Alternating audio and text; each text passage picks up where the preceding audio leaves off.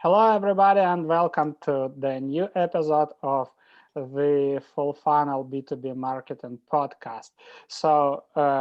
Today, in a new season of our podcast, we decided with my co founder, Vladimir Blagoevich, to add a new series called Full Funnel Series, where we'll be discussing the full funnel approach, where we'll be discussing the marketing growth sprints, minimal viable funnels, and everything that we are implementing for our clients, and we know it works. As you know, we started the CEOs series, so that would be a huge beneficial, I believe, feature for you. So you'll be learning not only from marketing influencers as well, you'll be able to listen how B2B tech and service-based companies founders grow their businesses as well. We plan to add CMO series where we'll be talking to head of growth and chief marketing officers of B2B tech companies. So lots of great stuff will come to your players, I believe, or smartphones. And in today's episode, we are going to start our full funnel marketing series with the topic called 8 warning signs which block your business from growth. The reason why we decided to start with this topic is that before or during the COVID, actually, we started to work to collaborate with EMAC, iStart program, which is run by University of Ghent, and we had 24 startups. We created an anti-crisis, anti-COVID program for them. But before creating this program, we did in-depth interviews. So we analyzed the challenges these companies have, the bottlenecks they have, and we figured out 8 clear challenges, 8 clear mistakes almost all of these companies were doing, and this way they were blocking their growth. So I believe this episode will be extremely beneficial for you. And Vladimir, thanks a lot for joining me today. Thank you for inviting me. It's awesome to be here. It's like you say, this beginning of this year, I was actually just 2 weeks into the lockdown when I got a call from EMEC. Just a small correction, they're actually an institute themselves, not the University of Ghent, is part of a program. It doesn't really matter. And they called me and they said, we have all these startups in our program. Some of them were there for 8, 9 years. Some of them were new startups, but all of them had the same challenge. The crisis hit, and what are we going to do with them? How are they were relying a lot on offline events. They were relying on trade shows, events that they were organizing, sales, face-to-face sales meetings. And so they asked us to see whether we could help them. That's how when we created the program. But like you said, we started first, like always, with talking to the customers. Yeah, exactly, because otherwise, it's just a guesswork. How can you create a strategy if you don't know the challenges, if you don't understand the bottlenecks? A great example, I believe I always discover it to clients, or used to discover to clients in past, the necessity of these audits and these in-depth interviews by this example. I asked a question like, would you like to build a new house without a foundation, without a blueprint? Of course, no. The same is here. How can you create, a strategy? How can you run lead generation campaigns? Because lots of people reached me out in past, and I believe you as well, asking, can you help us with lead generation? That's a standard inquiry, But the problem is that there is no silver bullet. You can have 15 years in marketing and sales as me. You can be like pretty advanced marketer, pretty creative, but nothing will help if you are making basic mistakes with bad positioning or broad positioning, if you are just targeting the entire market, aka spam them all, if your outreach is not personalized, if you don't have a value proposition, if your prospects don't see value in your product, if they tend to think, about your service or about your product as a commodity product, and they compare prices, nothing will help, honestly. And one of the key mistakes I also have seen, because we are working with companies that sell complex products, have complex sales and long sales cycle. And the truth is that in order to close a deal successfully, they need to share expertise. They must be experts in their market. So most of their customers, they don't buy features. They buy expertise and solutions. And this is one of the key mistakes, companies, one of the mistakes I have seen, lots of companies tend to oversimplify marketing. So it means, okay, we have a great product, people just don't know about it, so we need to reach out and tell something. How it was used in the past. A new shop is like a new retail shop is opened, and people put this banner, "We are open, please come." So unfortunately, this is something that doesn't No, work nowadays.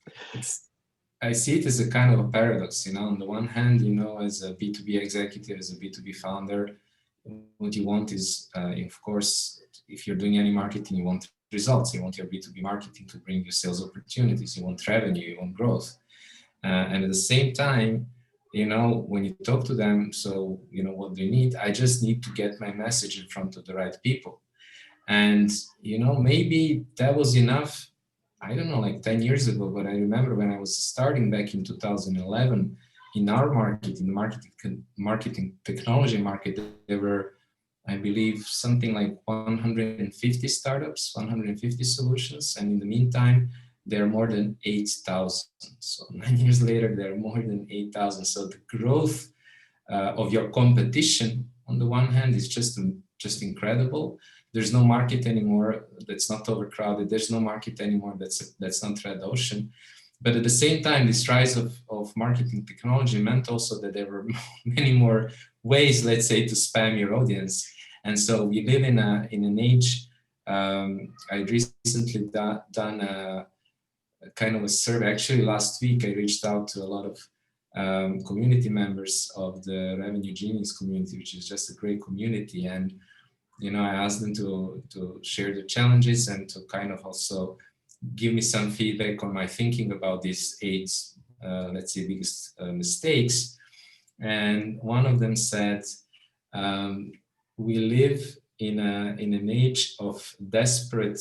How can you be heard with all the desperate marketing outreach that is going on now? Like, on the one hand, you have so much competitors. On the other hand, the supply went down, the demand went down. So companies are much more careful. They're much more critical. There is all these competitors trying to get the attention. So if you think it's enough to just get your message in front of your audience, yeah, you're in for a surprise and a lot of low ROI of your efforts, for sure. I'd say you are doomed. You're doomed. Yeah, no, you're absolutely. So no chances nowadays. But one of the problem here is that I see that lots of companies need to learn the hard way that marketing is not easy. It's not as complicated as many people tend to think, but it's not easy. It's not about scrape the contacts, set up automation, spam them all, pray that somebody will reply, and then rinse and repeat. It's not about this, because just as you mentioned, hundreds of SDRs, thousands of SDRs across the globe, thousands of marketers are doing the same. They are spamming the same people. So they still, I used to say, I used to make a parallel with computer games. So your decision makers, they are wearing anti-spam helmet, so they simply don't see a message, they ignore it, they block it, simply, mark as spam, block. That's all. So I suggest to make this episode value packed. Let's reveal our learnings.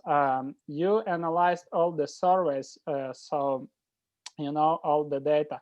Let's highlight these 8 critical mistakes we have figured out, and also name the challenges, or let's say the root reasons why these challenges occur. Absolutely. So I think what's interesting is just to make a difference between, like you said, the challenges and the root reasons. You mentioned at the beginning, you cannot build a house without a foundation. Or I like to use a different metaphor. Imagine going to the doctor, and the doctor, you're coming in the office, and the doctor pulls out, a box of the new medicine and just gives it to you without even talking to you, without diagnosing it, without diagnosing what's wrong with you. So that's I think the key point, because also a lot of times you will have certain symptoms, you will also have certain things that are happening that you're seeing from the surface, but symptoms are not always the root causes. And that's why I just like to kind of like make the difference between the two. And so when we talk to our customers, when we've spoken to our customers, I've spoken to, I don't know, like in the last year, probably already, I think more than 120 people from, like you say, B2B tech and B2B service industries. They will share the challenges. What are these challenges? These challenges are all about basically, we know that online marketing should be helping us grow, but we see all these problems. So let's zoom into what are the kind of problems that we see, but also let's then look at the underlying mistakes that people are making that are actually causing those problems. So the first one that I would like to bring up is low reply to outreach campaigns. So you will have, like we said, there is so many marketers, sales reps, business development managers out there spamming their audience, sending the messages. And it has never been easier to send those messages, but it has never been harder to get a reply. And the interesting point about it is that at the same time, when I actually ran my own campaign and my own outreach, it was basically called audience. I was getting a 40% response. Now, this was no pitch. This was just like a friendly question to help me out. But I know another campaign that you ran where you got, I believe, what was it, 12 out of 30, like you contacted 30 accounts and got 12 responses. Can you help me remember Yes, what that's the true. statistics were? Yes. So, yeah, so it's not that it is not possible. Even in today's market, it is possible to get high response rates, but there is a reason why these rates are so low. So maybe we could zoom in and discuss that if you're game. Yes, of course. So, like you mentioned today, if all you're doing is sending the same kind of messages to your audience, that will not work because they disappear in the noise. People are trained to ignore those messages. They receive just too many of them. And the fundamental mistake, basically the core of most of these issues, is how do you like to say, operating as a one size fits all, or one size fits all positioning, or lack of unique positioning or unique value proposition.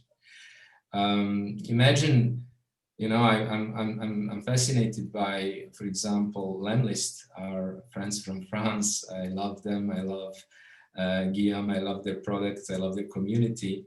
And I'm always fascinated. They grew over the last 2 years. They grew from 0 to 1 million annual recurring revenue with no extra investment. And you have to imagine they are selling a cold emailing tool, basically. I mean, there's so many cold emailing tools.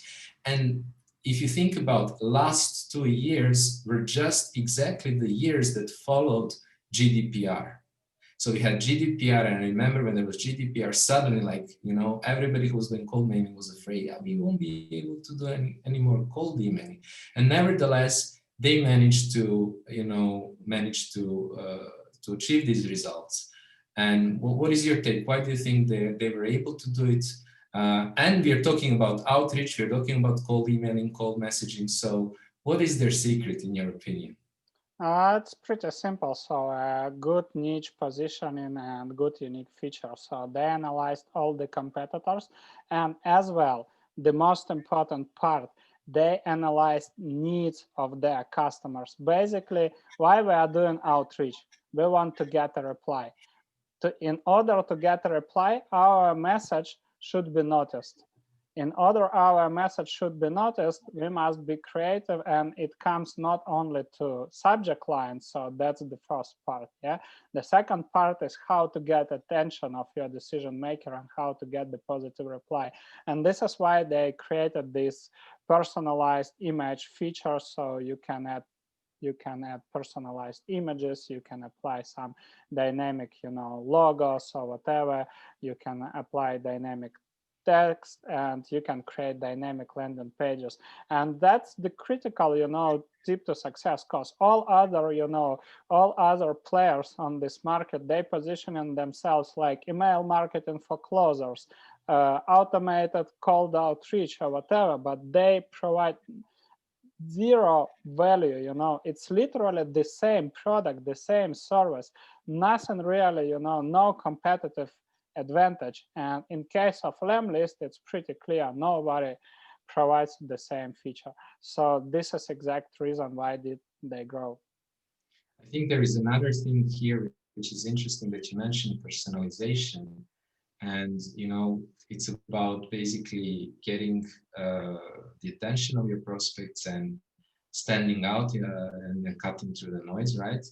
And so if you think about personalization, why that is important, it's about being relevant to your audience. And we spoke about one size fits all. So basically, I'm a solution for anybody, and I don't have a unique positioning, which comes down to making choices, which comes down to focusing on one specific market, or it comes down to focusing on specific features and how you're different than the competition. But I think it also goes down to the second mistake that I like to talk about, which is broad targeting. And what I find very interesting in my study that I just did, in the meantime, I think I have around 50 responses there.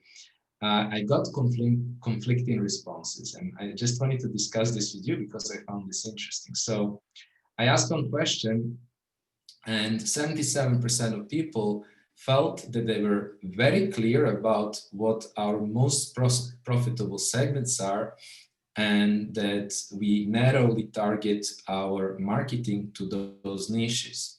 At the same time, 60% of them said they didn't have different campaigns for different account tiers. And they also said, I think less than half of them, 47%, don't regularly run in-depth interviews with their best customers from the target segment. So I think it pays off to talk about, when we talk about narrow positioning, what do we actually mean? And I know that you always talk about a certain process, a certain steps that you make. So it will be interesting maybe to just outline what are those steps that you go through to narrow down your target, what is essential, and what does it mean to you to really be able to have a personalized message for a very narrow target? Well, it's not as complicated as lots of companies tend to think, but I believe probably that would be a good topic for one of the next episodes. I mean, to discuss it in more in-depth way. But just to simplify the process, first of all, you need to define what verticals are you pursuing. And these verticals should have a similar need or similar challenge. So in our case, we are focusing on B2B tech and service companies with complex sales. So the unique unique feature between these two verticals is a complex sales cycle, and it's very similar. The only difference that with service companies you are booking this or you are generating discovery calls, and with, let's say, enterprise or mid-market SaaS company or hardware manufacturer, you book a demo call. That's only the difference. So in case of demo calls, you demonstrate your software or hardware. In case of discovery call, you discuss the needs, you present your process, etc. But the marketing and lead generation and lead nurturing and client success processes are literally the same. So that's the first step. You need to define your key verticals, and you need to focus down. Next one, as you mentioned, you need to be very clear who is your ideal customer profile. Not all clients were created equal. And the biggest mistake I know lots of companies are making, they're taking all the data from their CRM and try to create a kind of universal customer profile. And of course, in this case, if let's pretend you have two enterprise clients that generate 75% of your revenue, and you have 80, let's say, smaller customers that generate 25% of revenue. And these two customers, they have completely different needs and completely different reasons why they buy your product or service. So how can you create a unique message for both of these groups? Of course you can't.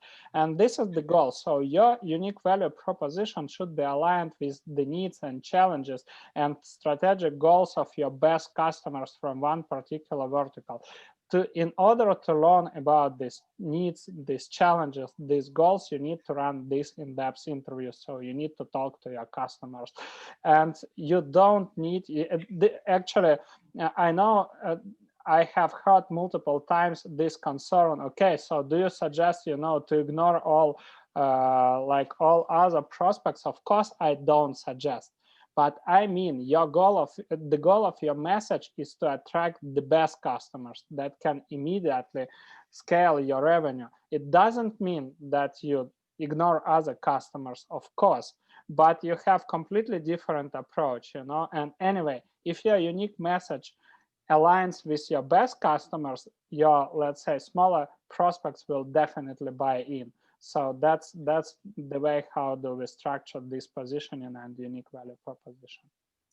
And when we talk about broad targeting versus narrow targeting, and we are talking about your most valuable customers, we're actually talking, I mentioned earlier, the campaign that you ran with 30 accounts. So we are talking about a really, really narrow list, basically making your dream list, if you like, of target accounts, especially if you're going after the let's say, the tier one, the top tier, the most valuable customers, making a list of as little as sometimes 10, 30, maximum 100 customers, 100 accounts, that is, and going after them.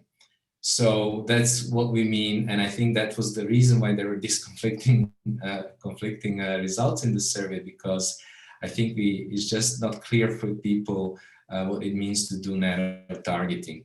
And what I think it's interesting also in this story, we talk about a list of, let's say, 30 accounts, but actually that doesn't mean just 30 people, right?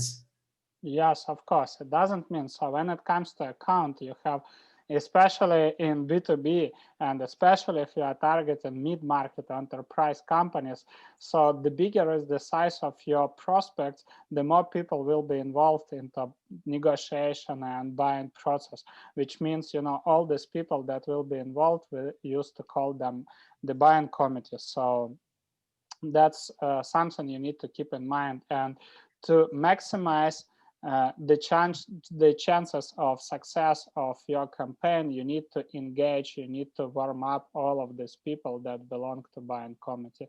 And again, I recently read an article by Harvard Business Review, and they told that the average number of buying committee members nowadays is 8 people. So this is something you need to consider. Absolutely, and what I've been also hearing from our customers, and from some of your interviews on the summit you organized back in the summer is you have to also imagine that nowadays, because buyers are becoming more critical, they're involving even more people in the decision-making process. They're asking more people internally for the advice. And because some of the people are working from home, there are no water cooler conversations as much as it used to be possible before. You know, they rely on these long Zoom meetings, which are much more difficult. So the process, the decision-making process became even more complex on the one hand. But on the other hand, they also rely more on digital, let's say, information to make the decision. So let's maybe, which I wanted to make a point, which is basically also an opportunity, because if you're reaching out to the multiple buyers and educating them, you're also creating more opportunities. But let's maybe move on and talk about, you mentioned reaching out to the buyers and warming them up.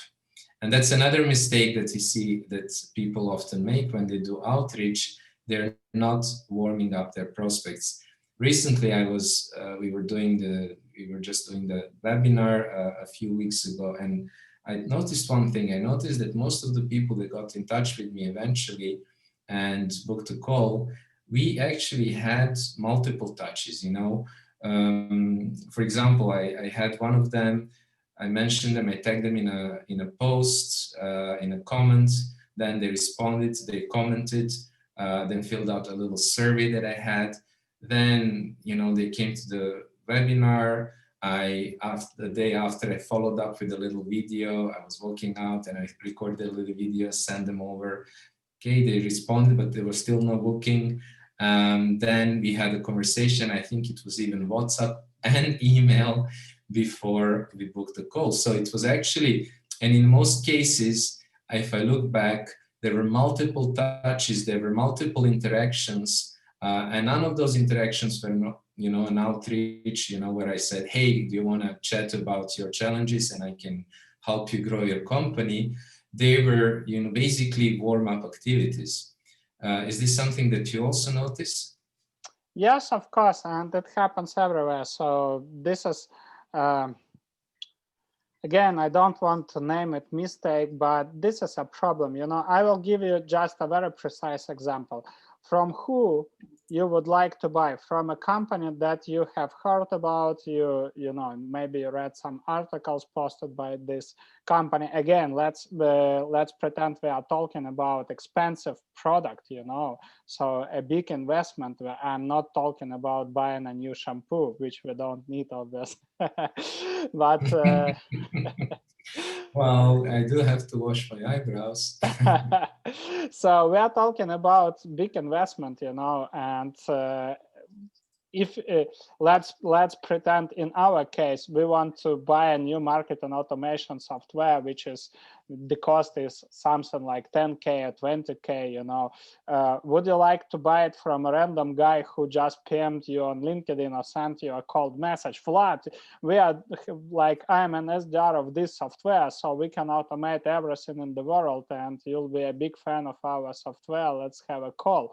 Or you'll be buying from a company that you read some articles, you saw real-time examples, you know how this software works, you know, you'll see the exact benefits, and you are connected to SDRs or to head of growth or marketing manager, etc. So let me know. Yeah, absolutely. No, that's so true. It takes so much relationship building really before they get to know, like, and trust you, like, before they will be able to be there on top of their mind and be ready for the contact. Now, there is another thing here.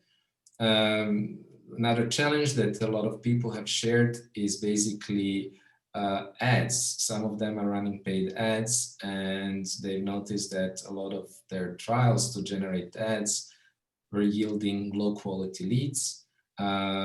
You know, they were expensive. The leads would not be maybe the right ones, or would go cold, etc., etc. And in a lot of ways, this challenge is similar to the one that we spoke about. What I found interesting in one of the summit talks, it was Dennis Yu, I believe, who spoke about Facebook marketing. He's a Facebook marketing guru, Facebook advertising guru, and I was expecting to learn, 10 different ways, 10 different things, but basically, I think 80% of your talk was about that the one biggest mistake is the lack of warm-up in ads. And I'd like to leave it at that. I think all the other mistakes that we spoke about are definitely there, lack of positioning, broad targeting, etc., etc. But I just found it also interesting from that perspective that even on Facebook ads and, even in less complex sales, if you don't have warm-up programs, if you don't have warm-up campaigns, basically, they really don't perform so well. But I thought maybe it's more interesting to jump into the next one, next challenge, which is basically, actually, it's a group of challenges. And the group of challenges is basically leads that are not qualified, leads that don't, they book a call, they book a webinar, they book an event, they apply for an event, they don't show up. Or they come and they go cold. Or you have leads who, come, but they don't have an intention to buy. So what is your comment about these basically low quality leads or unqualified leads? And this is the most funniest fact, I will share right now, not mine stats. So these stats were initially published by Chet Holmes, the author of the Ultimate Sales Machine book, which I believe everybody in B2B marketing should read. And lots of marketers were using these stats. And he basically said that only 3% at any given B2B market are actively buying. So 97% of people, like let's say 50% of them even are not aware they have a challenge your product solves. So maybe they have a challenge, but they have no idea this challenge exists. And they have some, approaches, how do they deal with this situation. So they must be educated that there is a better way they can accelerate, production, automate something, save money, save hours, be more productive or whatever, and other people, they are aware about this problem, but actually they're learning how to solve this challenge. So they are not ready to buy, but they want to see different options, different solutions. They must be educated. It's literally the same like at school. How would you teach, the physics or chemia, or all other advanced stuff to first grade, student? It's not possible. The same is here. How can you sell, to a customer that is not even aware that they have a challenge? So that's the biggest problem, and this is what I used to call demand generation. So you need to prepare educational content which will help your clients to figure out this challenge, see and learn about different solutions, discover your solution, make sure that your solution is one of the best fit for their particular need, and then they will be ready to discuss with you. And that's not the problem of low quality leads. Basically, the lead might be qualified, they might fit your ideal customer profile, but lots of companies tend to call these leads low quality just because they sent a cold email, a cold message, and these people, they might be even interested. They will show up on the call, but they say, okay, I don't have this challenge, so I don't feel this is valuable for me. That's the biggest problem, because on demo call, sales reps, they don't educate, they try to sell, they talk about features, and this is the biggest problem. So the person doesn't understand the value, and that's why I believe they used to call these people low quality leads. And basically, I believe we can stop on this point right now. I believe that would be really beneficial for our listeners. And I have a quick question to you guys. What of these mistakes are you making? Do you have any questions? Don't hesitate to reach us out on LinkedIn or leave your comment under this podcast episode. Leave a review. We will appreciate it, and we are always keen to help. We are always keen to reply to your comments. And on the next episode, we will be talking about full funnel marketing. We are going to talk how to tackle these challenges as well. We'll be describing the growth sprints concept, the minimal viable funnels, etc. So stay tuned, and I hope you love the episode. Thank you, guys.